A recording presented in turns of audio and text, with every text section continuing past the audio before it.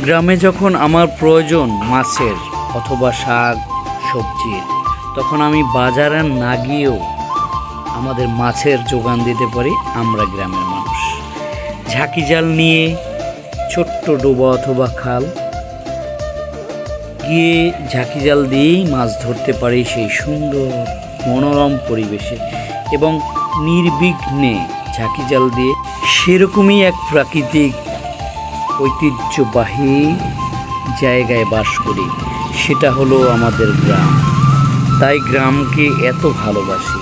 যারা যারা গ্রামে বাস করি এবং গ্রামকে ভালোবাসি, আমার এই ভিডিওর মাধ্যমে গ্রামকে ভালোবাসার মানুষগুলো দেখতে চাই লাইক, কমেন্ট এবং শেয়ার দিয়ে।